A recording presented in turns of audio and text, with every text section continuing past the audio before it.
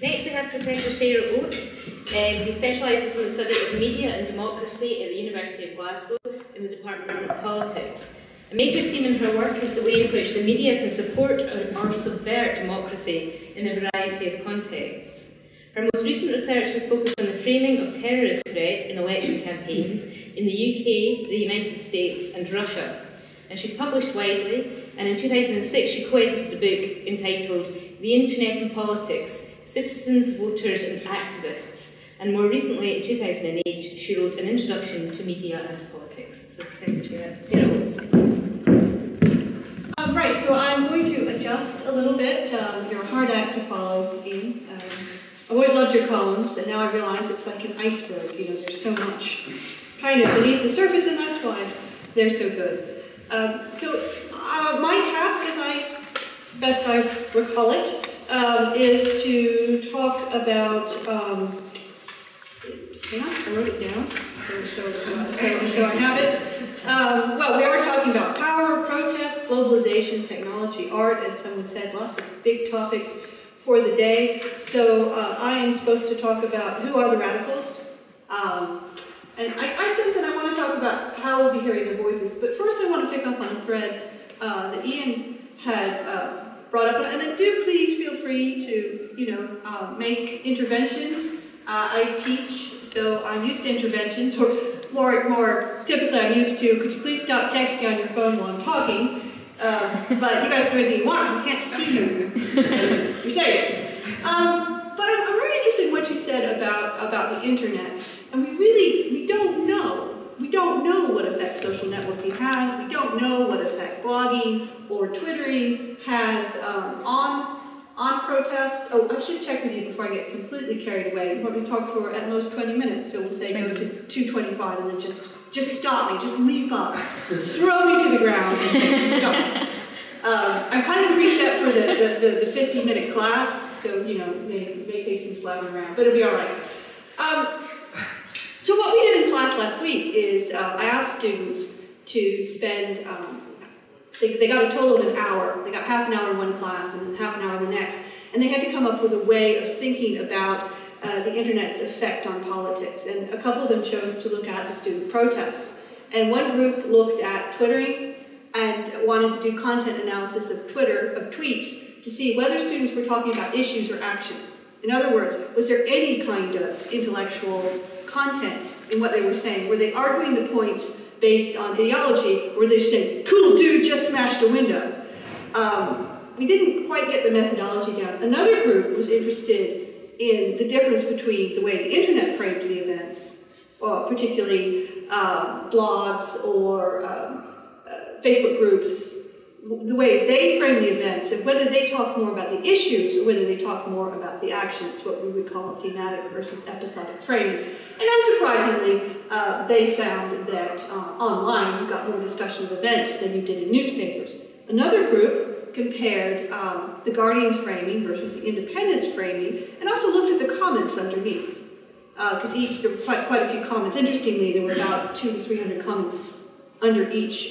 They picked a couple of main articles. And sure enough, the comments tended to echo the sentiments that were written. The Guardian was a little bit more reflective, perhaps also talking about the actions and the violence, but also reflected upon why people would be doing this, what were the issues at stake, whereas the Independent was less so. The Independent was more about these unruly students must be brought to order, and the comments actually. And what was interesting, though, within the comments, particularly on the Guardian websites, people started to engage in back-and-forth debates with each other in the comments section, trying to persuade each other of their points of view. So we know, so that was just all my students being creative. We didn't finish the research projects, they were just doing research design. But it shows there's a lot we don't know, and there's a lot of ways of thinking about it.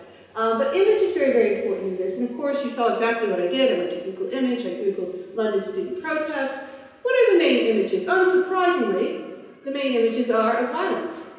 No, of course they would be. There are some signs. You say cut back, we say fight back.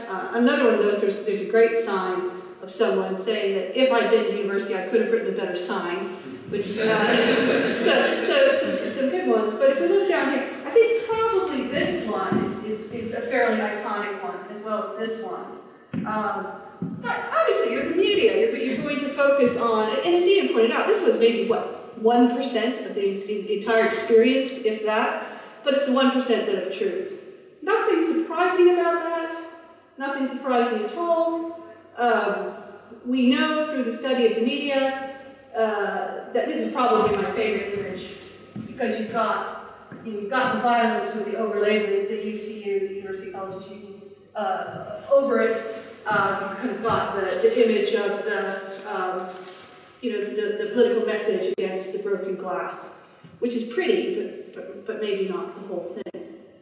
So, in terms of sort of, the nerdy stuff that I do, we would think about this in terms of media framing and agenda setting. Now, media framing is obviously, media choose a certain part of an event to highlight and cover. And you guys, if we're going to think about the media frames for the student protests, the media frames were, if you go with the more sort of Sun / more right-wing tabloid, the students are unruly and must be brought to order. If you go with the more left point, you get this is, much like the exhibition suggests, this is a repetition of a fine tradition of street protest.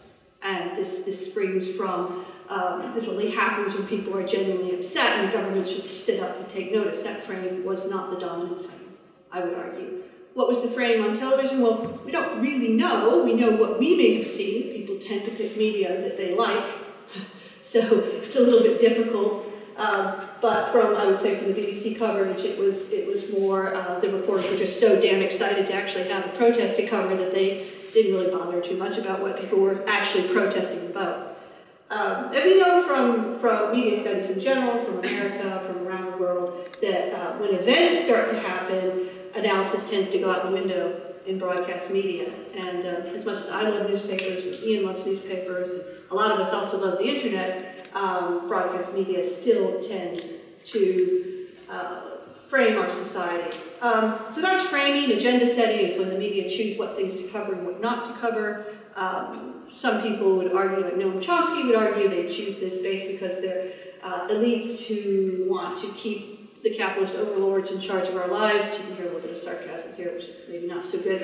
And it would say that we're making deliberate choices to screen the information available to the masses. Other people would say, well, yeah, the media don't always cover things in the most intellectual or abstract way, because that's because the viewers aren't interested and the readers aren't interested. So what's happened with agenda setting in terms of the student protest? It's tended to be wrapped into a couple of different agendas. One is the general dissatisfaction of young people in a very troubled economy. Another is the do people deserve a free education? There's a couple of different themes that have emerged. I mean, what I find frustrating as a professor, as you hear from my voice, not from this country, as a professor at a Scottish university, of which I'm passionately proud to be part of the University of Glasgow, and I've been there for 14 years. I'm something like now the third longest serving member of politics. I think the state's abandoned us. I think the state has just turned their back on us, and it's been going on for 10 years. We've been actually going through cuts and reductions over the past decade, even in the economic boom. We were struggling, and what frustrates me about the news coverage of the student protests and the framing, and even the discussions online, is that it leaves out the fact that the student fees are just a very, very small part of the picture. For example, if you had to guess, in the United States, which as we know is a rampant capitalist system, what percent of student education is funded by student fees, would you guess? Anyone have a guess? What percent? What? 50. Well, it's close. 30% is funded by student fees. A third by student fees, a third by the government, and a third by other sources, typically endowments, alumni contributions, commercialization. So it's a partnership, and I'm originally from the United States. I'm still a U.S. citizen, and the saddest comment of all about this is when this all started to happen. As much as I love my university, as much as I think Scottish students and academics are really world leading, I got online and looked at how much it would cost to send my kids in the States, and guess what? It would be less. if tuition fees go up to £9,000 a year, it's cheaper for me to go into the American system with my kids, because the American system has a very organized, nationally run financial aid formula. And I filled out my financial aid formula, and my expected contribution, including room and board, would be roughly £10,000 a year, so it would be cheaper. And I think that's a scandal. I do. And I don't know why. I think the students are protesting and making their voices heard, but I don't think we're really having the conversation we need to have. Is that the students' fault? No. Is that the government's fault? No. Is it the professor's fault? Well, maybe, probably. But it's an interesting question.